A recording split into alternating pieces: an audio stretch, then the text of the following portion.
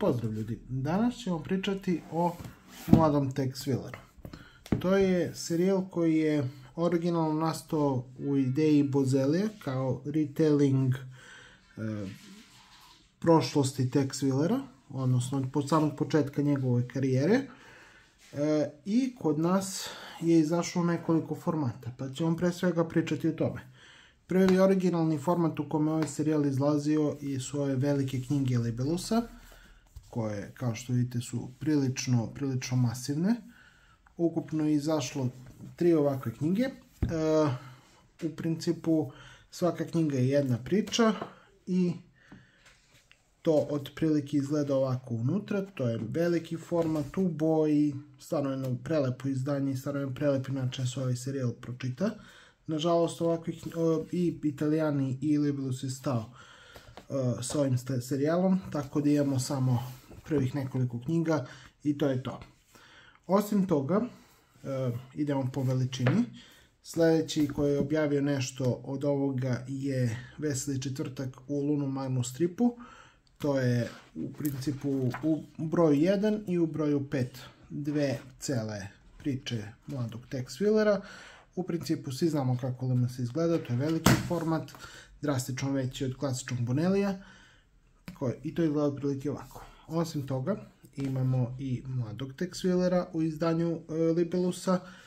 To je klasičan Bonelli serijal Libelusa.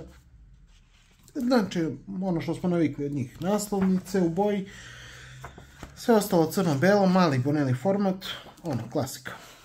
Osim toga, imamo i najnovije izdanje koje, nažalost, još uvijek nemam, tako ćemo da uzmemo ovo Classic Texa ga reprezentuje, a to je izdanje Ludensa, koje je klasično Ludens formata, isto crno-belo, ne ono što je najbitnije, za razliku od svih ovih prethodnih priča, koji svaka sadrži po jednu priču iz mladog Tex Willera. Ovo zadrži samo 2 broja, odnosno 130 stranica, gdje su samo 2 broja Tex Willera.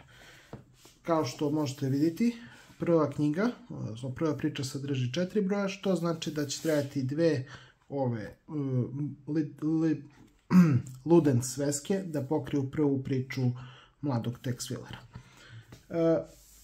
Osim ove prve priče, kod nas je izašlo još 11 knjiga Libelusa. Ja imam sve zaključno sa 10. 11. nemam još uvijek, tako da prođemo za časkom koje su to priče. Prva je Živ ili mrtav, pa onda druga Dezerteri, pa je treća Pinkerton Lady, pa je četvrta Vukovi sa granice, peta je U zemlji Seminola, peta je to, šesta je Kofinovi krijumčari, 7. je Okrašaj u utvrdi Oven, 8. je Diližansa sa zlatom, 9. je Moj prijatelj Huč i 10. posljednja koju ja imam je Gerilci Juana Cortine. Osim toga, izašla su još, kao što kažem, još jedna knjiga koju ja trenutno nemam, ali kada budem nabavio pokazat ću. Osim običnog izdanja, redovne serije, izašla su i 4 specijala u izdanju Libelusa, kao i 2 u izdanju Zlatne serije. To su Božić i duhovi, Miran čovek, Bandera i Mephisto korijeni zla. Ono što je interesantno za ovo je da u principu osim prvog specijala, nijedan specijal nije direktno vezan samo za Texa, gdje je Tex glavni junak, tako da je Miran čovjek priča o njegovom bratu, Bandera je crossover Texa i Zagora kao što je na naslovnici, a Mephisto korijeni zla je priča o Mephistu. Pa reći o samom serijalu. Ovaj serijal, po mom mišljenju i po mišljenju mnogih drugih ljubitelja Texa s ovih prostora, je nešto najbolje što Tex trenutno ima u Italiji. Znači, ove priče su uvek, makar dobre, nisu sve odlične, nisu sve savršene, ali su sve makar dobre. I ono što je zanimljivo, svako od ovih knjiga, znači svako ovih celina, piše Bozzelli za sad, a crta drugi crtač. Imena su različita, možemo par njih da vidimo. Prvi je De Angelis i njegov stil za mladog Texa stvarno izgleda lepo. Znači, kao što vidite, ova prva uvodna priča je stvarno lepo nacrtana. I sama priča kao priča je jako dobra. Ono što bih istakao i su nekoliko ovih priča koje sam ja pročitao, koje smatram da su stvarno predobre. Prva, Neka bude živ ili mrtav, pa onda imamo Pinkerton Lady i, makar za sad, Gerilci Juana Cortine. Osim toga, imamo i dva specijala koje bih posebno naglasio. To su Miran čovjek i Bandera. Hajde popričamo o svakom od ovih izdanja za sebe. Zašto ja smatram da su stvarno odlični. Pre svega, Živ ili mrtav. To je retelling samog početka i prve sveske Texa. Samim tim je prilično dobar, priča teče dobro, Bozelli je odlično osmislio tu priču, crtež, kao što možete vidjeti, je stvarno odličan i ova priča od mene dobije neku jaku 4. Mnogo bolja od te prve priče je treća priča, odnosno Pinkerton Lady. Ovo je priča o susretu Mefista, o Pinkerton Lady i Texa, u principu. Tex i Mephisto se naravno nigde ne sreću direktno, jer svi znamo koje je njihovo prvo susretanje, ali Pinkerton Lady pokušava da crtač je opet De Angelis, a Pinkerton Lady pokušava da raskrinka Mephista i da vidi šta se tu događa i tako dalje, a Tex je pomaže. Pinkerton Lady, kao što sama reč kaže, je jedna od agenta Pinkerton agencije, koja je istorijska agencija iz Srednjih američkih država, koju u to vreme poslovala i gde Tex ima nekoliko susreta sa njima.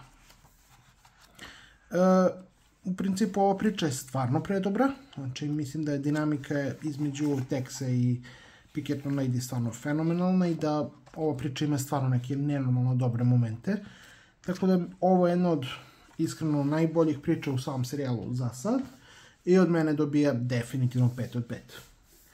Sljedeća priča koju sam vam spomenuo su Gerilci Juana Cortine. Za sad najmasivnija priča na, sad ćemo vidjeti koliko, 1, 2, 3, 4, 5, 6 svezaka. Ovo je priča koju je nacrtao, da vidimo ko, Brindisi, i ova priča stvarno teče fenomenalno. Znači puna intriga, nastavlja se na nekoliko prethodnih epizoda Texa. Stvarno jedna fenomenalna priča o tajnim društvima, o Meksikancima, o Texu, o svačemu nečemu. I ima stvarno jedan odličan i odličan pouku i odličan kraj i stvarno mislim da je za sad ovo najbolja priča u mladom Texu i iskreno jedva čekam da LMS dođe do ovoga, mada je ovo tek 10. broj, tako da će im trebati prilično puno, i da vidite zašto ovo stvarno jedna od najboljih priča o mladom Texu za sad i zašto ja stvarno mislim da čak i u Libellus formatu vredi tih para. Dalje, imamo dva specijala.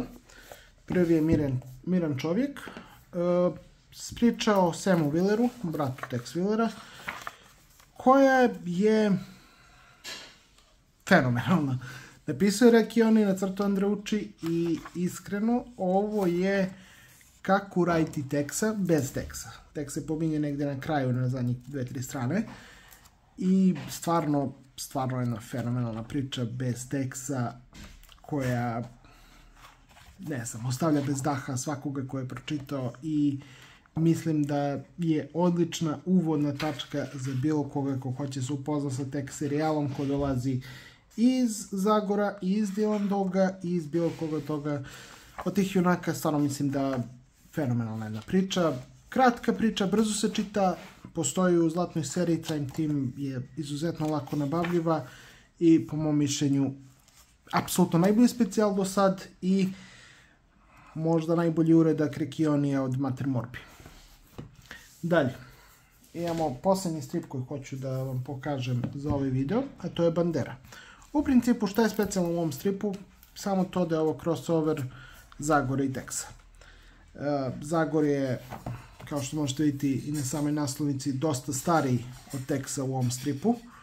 Samim tim njihov susret je malo specifičan. Neću reći ko je pobednik i šta se sve dešava, pročitajte za sebe, ali mislim da je ovaj crossover stvarno urađen dovoljno dobro da nam pokaže šta bi moglo bude ako bismo dobili neki serijal Zagor i Tex ili tako nešto.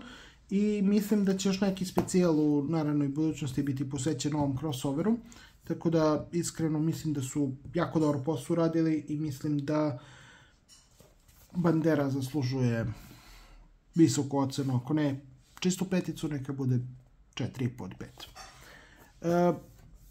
Miran čovjek i Gerilci naravno su čiste petice. Osim ovih izdanja koje smo vidjeli, Bonelli uradio još nekoliko izdanja koje smo kod nas koji su naši izdavači objavili. Pre svega postoje par albuma Texa i postoji jedan maxi, Noa se svali, koji je po mom mišljenju najbolji maxi u celoj maxi ediciji i koji isto govore o mladom Texu. Nažalost, nisam ga ponosio da vam ga sad pokažem, tako ću vratno uraditi poseban video samo o tom maxiju, ali taj maxi zaslužuje čistu peticu, ako ne i više. Ako imate nekakve komentara, ako imate svoje neke priče od ovih koji su vama najbolje, napišite to u komentaru, recite mi koji su vaši omiljeni brojevi mladog Texa i zašto. I do sljedećeg viđenja, hvala i bacite jedan like, share, subscribe, sve ostalo. Vidimo se sljedećeg ponedjeljka kao i uvek. Hvala!